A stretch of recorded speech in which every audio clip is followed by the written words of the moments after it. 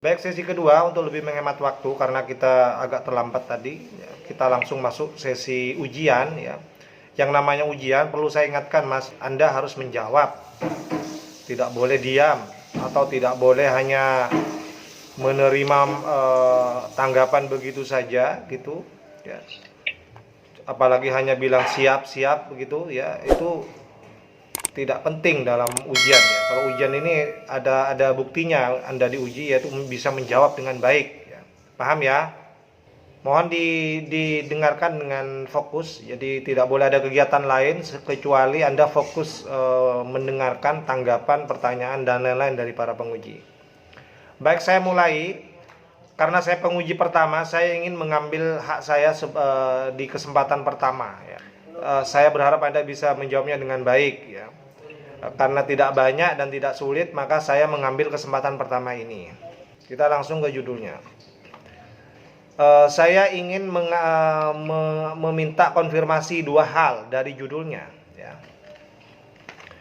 Judulnya itu tentang legalitas penggunaan modifikasi wrapping color di kendaraan bermotor yang tidak sesuai dengan surat tanda nomor kendaraan. Dari judulnya ini ada asumsi atau mungkin hipotesis, walaupun ini kualitatif, tidak wajib hipotesis ya. Ada hipotesis yang sepertinya diajukan oleh Anda bahwa modifikasi dengan melakukan wrapping color di kendaraan bermotor yang tidak sesuai dengan STNK itu legal. Saya konfirmasi ya. Apakah pemahaman ini betul atau tidak? Jadi penggunaan wrapping color yang tidak sesuai STNK itu legal saja gitu. Menurut Anda gimana konfirmasinya? Coba silakan dikonfirmasi ini. Pemahaman dari judul ini. Silakan. Rasa judul ini ya Pak ya? Ya. Karena menurut saya karena di situ banyak yang modifikasi tidak standar, jadi seperti itu ada modifikasi pidana. Mas, sampean paham tidak pertanyaan saya? Penggunaan wrapping color yang tidak sesuai STNK itu legal atau tidak? Itu pertanyaan saya. Tidak Pak. Tidak legal. Ya.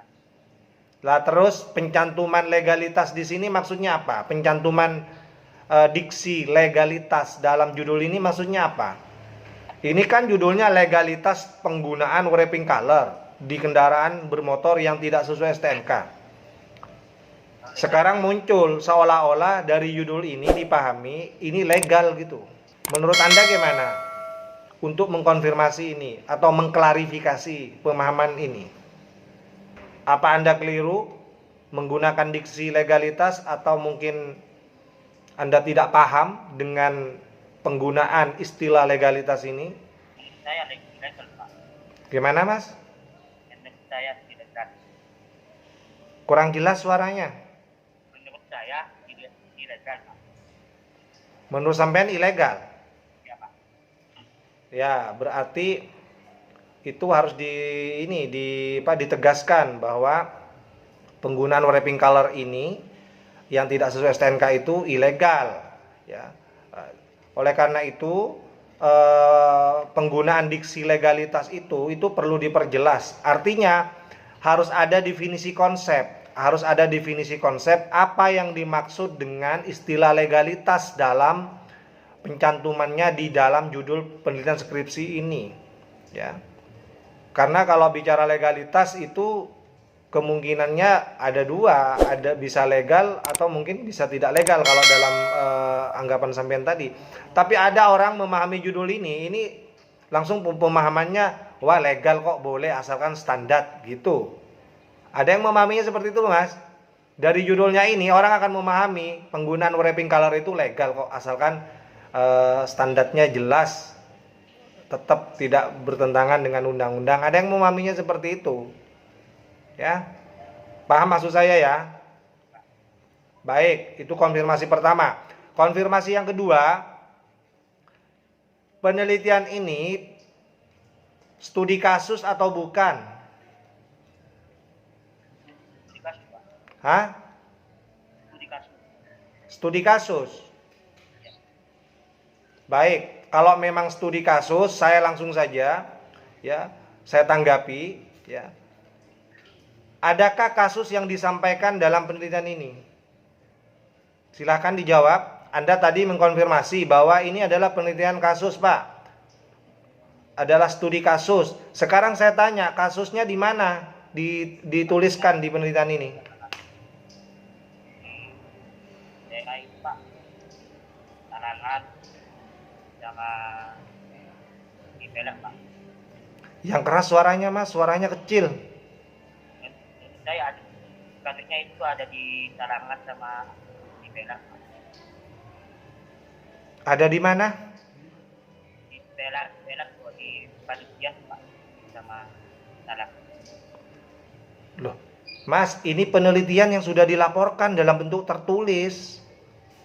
Kok saya tanya kasusnya di Pelar gimana? Sampean nulis enggak kasus itu di penelitian skripsi ini?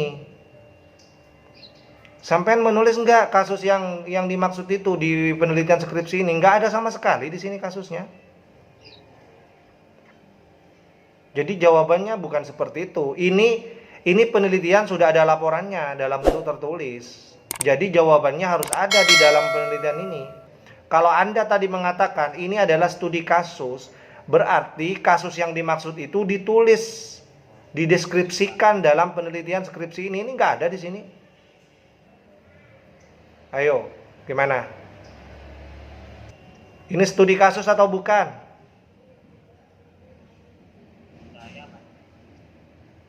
Saya baru minta konfirmasi loh. Ini studi kasus atau bukan? Jawabannya antara iya atau tidak. Tidak Pak. Hah? Tidak. Lah, iya kan? Anda itu jawabannya tadi yang pertama ini studi kasus. Sekarang berubah lagi ini bukan studi kasus. Lah coba. Jadi di sini tidak diamnya tidak Pak. Saya buktikan ya. Anda di metode penelitiannya itu menggunakan pendekatan apa? Coba dibuka. Pendekatannya menggunakan pendekatan apa? Pendekatan undang-undang yang diberikan. Nah, iya kan? Ini pakai studi kasus ini. Gimana? Ya, Pak. Ini studi kasus atau bukan? Studi kasus ada bukti. Terus yang salah yang mana ini? Pendekatan penelitiannya yang salah atau tulisanmu yang salah? Yang pendekatan penelitian Pak. Anda ini gimana ya? Ini diminta konfirmasi yang ringan-ringan saja Anda tidak bisa jawab dengan baik loh. Pelin-pelan loh. Pertama ini studi kasus, setelah itu berubah ini bukan studi kasus. Ya. Kemudian dilihat pendekatan penelitiannya ini menggunakan studi kasus loh. Ya. Ini fatal, Mas. Ya, ini menurut saya kekeliruan fatal, ini harus direvisi nih. Ya. Baik, saya lanjutkan lagi. Ya, oke, Anda saya anggap yang begini nggak bisa jawab tuh. Konfirmasinya menurut saya kurang mantap, kurang yakin gitu. Ya. Berikutnya, Anda coba buka di bahan hukum primer. Ya, buka di bahan hukum primer. Di antara bahan hukum primer yang digunakan itu, Anda menggunakan kitab Undang-Undang Hukum Pidana atau KUHP. Ya kan? Saya tanya sekarang, relevansinya KUHP itu digunakan dalam penelitian itu apa? Relevansinya apa? Menggunakan KUHP dalam penelitian Anda ini. Fokus ke saya, Mas. Sampean berbincang dengan siapa itu? KUHP pidana Pak. Lah iya, sampean menggunakan KUHP ini apa gitu loh relevansinya, kesesuaiannya, nyambung tidak dengan apa yang Anda teliti ini? Kok menggunakan KUHP? Relevan tidak penggunaan KUHP dalam penelitian Anda ini?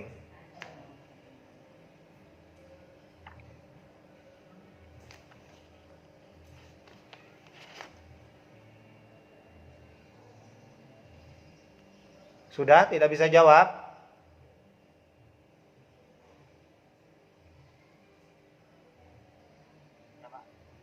Oke, berarti Anda tidak bisa jawab. Saya tidak perlu melanjutkan lagi, nanti akan dilanjutkan oleh penguji kedua dan ketiga ya. Hal-hal yang sifatnya ringan saja Anda tidak bisa menjawab dengan baik ya.